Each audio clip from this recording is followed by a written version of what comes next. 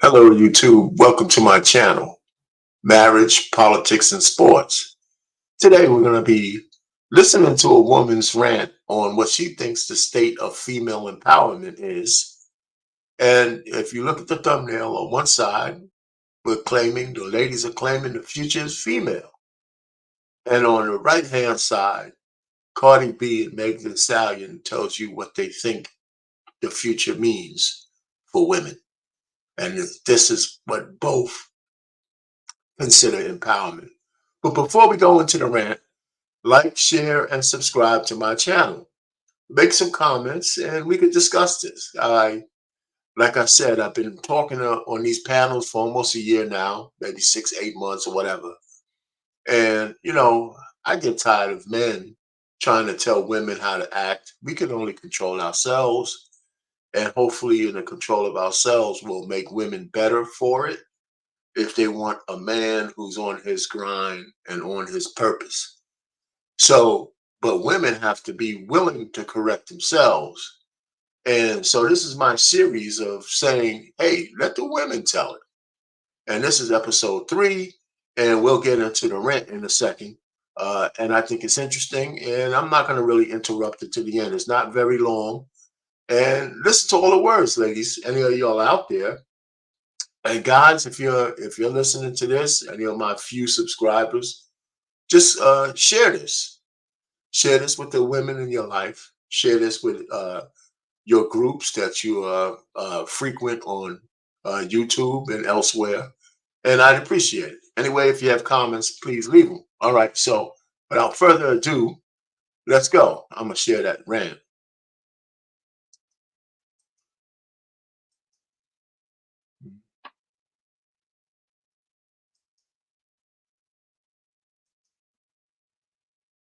Female representation today is trash. Matter of fact, it's below trash. It is a dumpster fire that a bunch of hobos had a circle jerk over. Mainstream media and government give us extremes like Pearl, who is an Uncle Tom to all women, or Jada Pinkett Smith, who is literally the epitome of female narcissism. Where we do have intelligent women like Candace Owens, they only put their little puppet in front of our face where it furthers whatever agenda her sponsor is trying to promote. Cardi B literally took a dump on Instagram Live, and we laughed this indecency off. Kim K sucked her way to $1 billion bandwagon just so her and her plastic husband hopping sisters could collectively make us feel physically inadequate. So we're perpetually chasing this bad bitch image, which, by the way, got every single one of them dumped, divorced, ditched, or cheated on national television for our viewing pleasure, by the way. And if that's not bad enough, you turn into the VMAs, where every female performer is reciting slut rap half naked, scissoring their counterpart, or twerking on stage. The only feminists that do gain any traction are bull dykes that hate men while simultaneously trying to look like one, or transgender women who are attempting to eliminate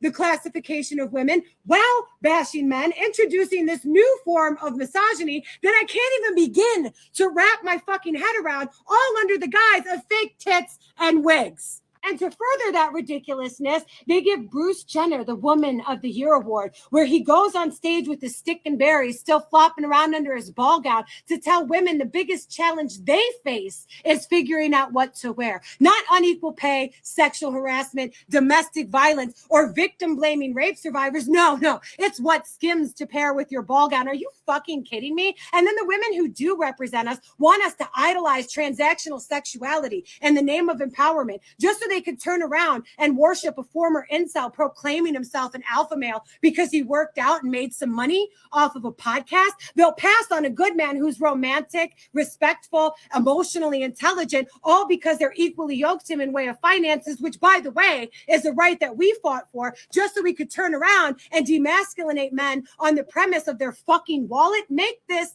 make sense. And all of this is at the hands of mainstream media and American government propagating women to such a deplorable point that the genders are now divided. We have eliminated chivalry, romance, and practical gender roles just so we could double down on the slave force and destabilize the American family, turning everybody into a never-ending ATM that they only withdraw from until we shrivel up and die on a fixed income that couldn't sustain any remnants of a happy and healthy life. Tell me what I missed. Tell me what I got wrong. Let me end it right there. Yeah, tell her what she got wrong.